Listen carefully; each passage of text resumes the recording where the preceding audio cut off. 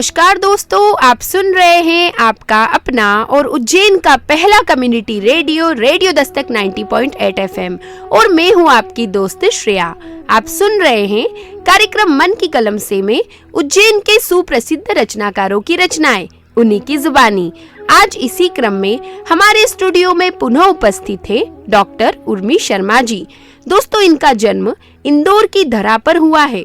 शिक्षा के क्षेत्र में इनकी उपलब्धियां अवर्णनीय हैं। ये लोक सेवा आयोग इंदौर में प्राध्यापक के पद पर रही हैं। इन्होंने एमए के साथ साथ विक्रम विश्वविद्यालय से पीएचडी की उपाधि प्राप्त की है और इन्होंने कई शोध कार्य करने के साथ साथ छात्रों का शोध निर्देशन भी किया है। पीएचडी, एमए, एमफिल और रिफ्रेशर कोर्स में विभिन्न विश्वविद्यालयों में ये परीक्षक भी रही है और साथ ही राष्ट्रीय स्तर पर अनेक शोध संगोष्ठियों में इन्होंने शिरकत की है। शिक्षा के साथ इन्होंने अपनी कलम का जादू साहित्यिक क्षेत्र में भी दिखाया है।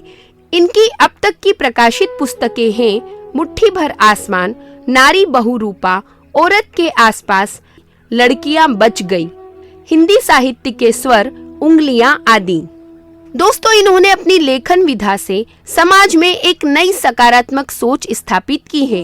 ये हमारा सौभाग्य है कि ऐसी हस्ती आज हमारे बीच मौजूद है और आज हम इन्हीं की रचनाएं आप सभी रेडियो दस्तक के श्रोताओं के साथ साझा करेंगे।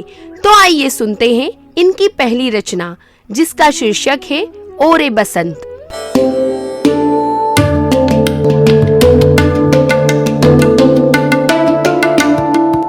मेरी अगली रचना का शीर्षक है ओरे ओ बसंत।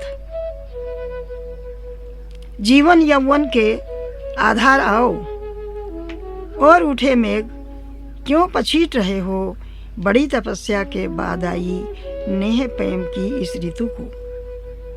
अपनी तनी तनी मुट्ठियों से तुम्हारे आगमन की प्रतीक्षा में हे वसंत, वसुंधरा ने सहे हैं प्रसव पीड़ा के 9 माह और 5 दिन।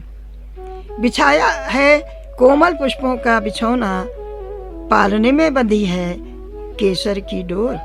बिछाया है कोमल पुष्पों का बिछौना, पालने में बंधी है केसर की डोर। अगर तुम मेरे पतझड़ को देख रहे हो, अगर तुम मेरे पतझड़ को देख रहे हो तो समझ गए होगे यह पतझड़ है विरह का। वसंत आओ, मैं तुम्हें सींचूंगी अपने प्यार के झरने से। मैंने तो अपने सारे निर्झर रोम रोम की नई कंपित हंसी तुम्हारी किरणों को समर्पित कर दी है। अब अगर नहीं आओगे तो कौन भरेगा पतझड़ की बहार को। ओ मेरे वसंत, ओ मेरे हृदय की तपन, मेरी आंखों की जलन, मन की तड़पन तुम्हें देख कर ही दूर होगी। ओ मेरे वसंत, मेरे देह की तपन, मेरी आंखों की जलन, मन की तड़पन तुम्हें देख कर ही दूर होगी। आओ प्रिय वसंत, हरे पीले सरसों के खेत में पुण्य भरी सिंजनी को लेकर उतरो वसंत। हरे भरे पीले सरसों के खेत में पुष्प भरी सिंजनी को लेकर उतरो।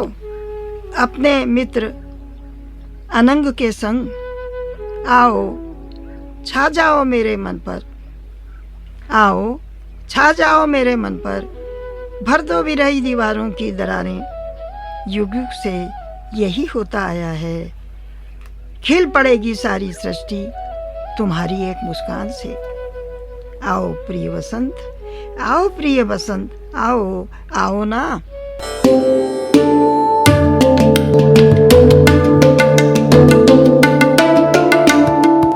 आप सुन रहे हैं आपका अपना और उज्जैन का पहला community radio radio Dastak 90.8 FM। बसंत का मौसम। दोस्तों, ये जो बसंत का मौसम होता है, ये अपने आप में ही कई सारी खुशियों का निमंत्रण होता है। सर्दियों के मौसम में किस तरह हर वृक्ष इंतजार करता है वसंत के आने का, अपना हाल बार बार सुनाता है कि बसंत के मौसम तुम शीघ्र आओ और फिर से हमें हरा भरा कर दो। सारा वातावरण हरियाली से खिलखिला उठे, क्योंकि दोस्तों वसंत का मौसम ऐसा मौसम होता है जो हर चेहरे पे खुशियां ला देता है, वातावरण खुशनुमा कर देता है। इस रचना के बाद आइए सुनते हैं अगली रचना, जिसका शीर्षक है हंस रही हैं लड़कियां।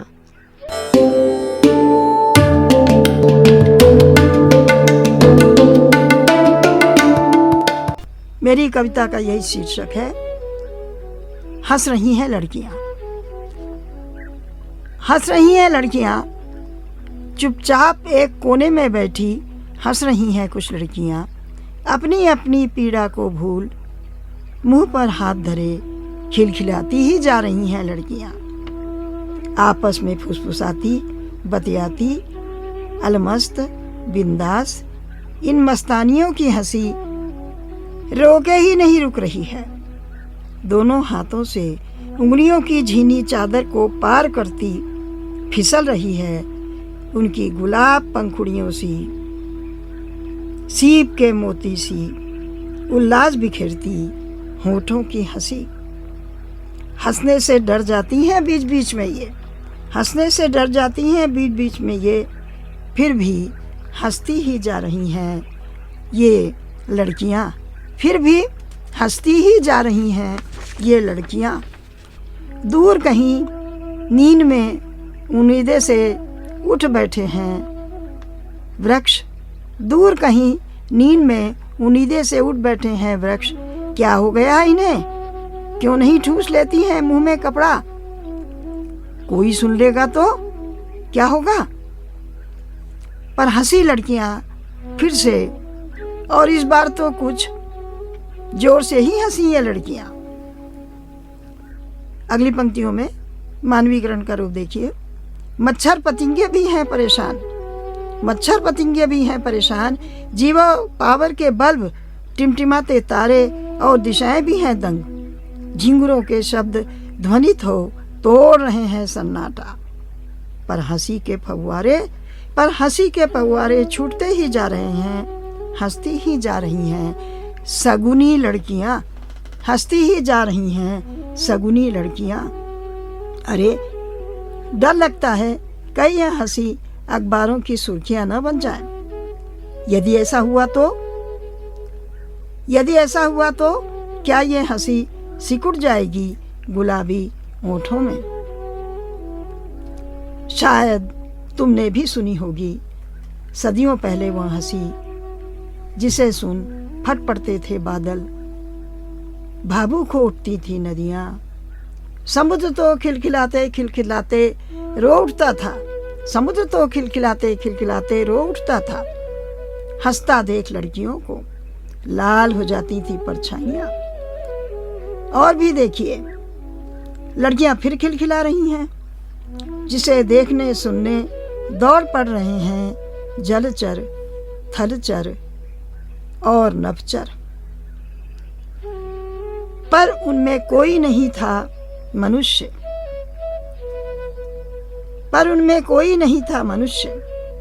मनुष्यों का काफिला तो लग जाता था उनके पीछे, उनकी हंसी के पीछे। जब जानता उनके हंसनों का राज, जब जानता उनके हंसने का राज, तब वह पूरा निगल लेता उनकी हंसी को। और तब से लड़कियों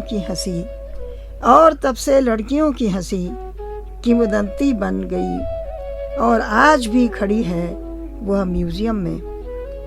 और तब से लड़कियों की हंसी किंवदंती बन गई और आज भी खड़ी है म्यूजियमों में। और विडंबना यह कि ये रुदंतियाँ ढूंढ रही हैं आज भी अपनी हंसी। इस प्रकार इस रचना में भ्रूण हत्या, दहेज, कन्या हत्या से परेशान ऐसी लड़कियों का जिक्र है। वे कैसे हंसेंगी?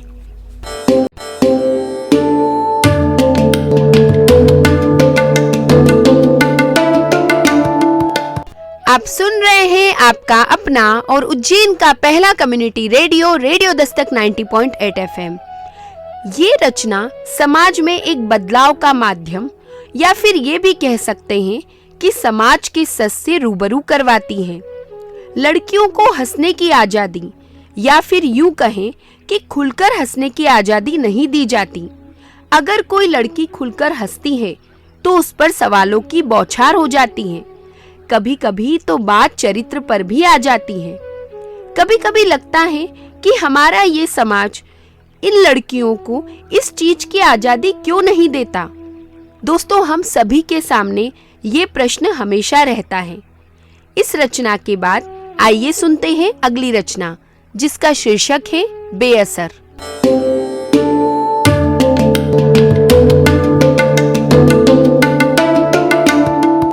अगली रचनाएं बेअसर पर्यावरण और वर्तमान स्थिति को दर्शा रही है। रचना का शीर्षक है बेअसर। बेअसर। लैपटॉप लेकर बैठी हूँ मैं टेबल पर, टिके हैं मेरे हाथ, उंगलियाँ घूम रही हैं बटनों पर जिसमें लिखा है ABCD आदि। सब कुछ बहुत जल्द जल्द लिखा जा रहा है लैपटॉप पर। सब कुछ बहुत जल्द जल्द लिखा जा रहा है लैपटॉप पर। मन में सोचती हूँ मैं, दुनिया कितनी आगे बढ़ गई है, कितनी छोटी हो गई है दुनिया। सब कुछ बटन दबाते ही हो जाता है, सब कुछ बटन दबाते ही हो जाता है। बस नहीं होते हैं समाप्त भ्रष्टाचार, गरीबी, भूखमरी, अशिक्षा, बलात्कार, शोषण और प्रदूषण वगैरह वगैरह। कितना भी बटन दबाओ कोई असर नहीं, कितना भी बटन दबाओ कोई असर नहीं। अगली रचना है उज्जैन का पहला community radio, radio Dastak 90.8 FM। सुनेगा उज्जैन, बढ़ेगा उज्जैन।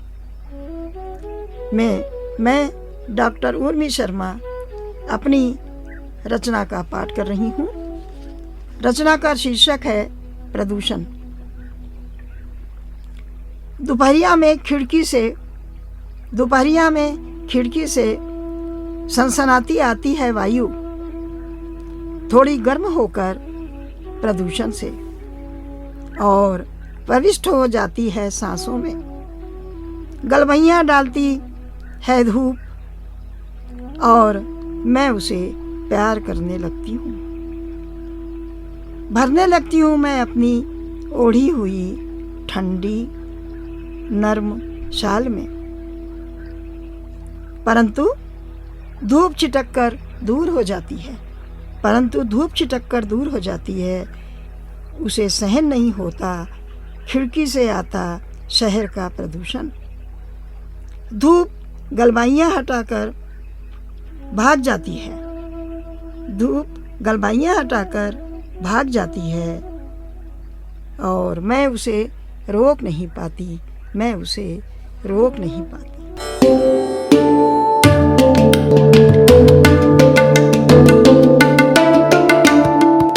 इस रचना के लिए डॉक्टर उर्मी शर्मा जी का बहुत बहुत धन्यवाद कि आपने अपनी इन बहुमूल्य रचनाओं को हमारे रेडियो दस्तक के श्रोताओं के साथ साझा किया। एक बार पुनः आपका धन्यवाद। तो दोस्तों, आज मन की कलम से के एपिसोड में आपने सुना डॉक्टर उर्मी शर्मा जी की अद्भुत रचनाओं को। अगले एपिसोड में हम पुनः मिलेंगे कई नई रचनाओं के साथ। दोस्तों, यदि आपके मन में भी है कार्यक्रम को लेकर कोई प्रश्न या सुझाव, तो आप हमें संपर्क कर सकते हैं रेडियो दस्तक के व्हाट्सएप नंबर 9406894068 पर, और साथ ही आप हमसे जुड़ सकते हैं हमारे social media account Facebook, Twitter, YouTube, Instagram और शेयरचैट पर भी, जहां पर आपको मिलेंगी कार्यक्रम से जुड़ी सभी जानकारियां। तो दोस्तों, अब वक्त हो चला है आपसे विदा लेने का। अगले एपिसोड में हम पुनः मिलेंगे कई नई रचनाओं के साथ। तब तक के लिए दीजिए अपनी दोस्त श्रेया को जाने की इजाजत। पर आप कहीं मत जाइए, सुनते रहिए आपका अपना रेडियो दस्तक 90.8 FM। सुनेगा उज्जैन, बढ़ेगा उज्जैन।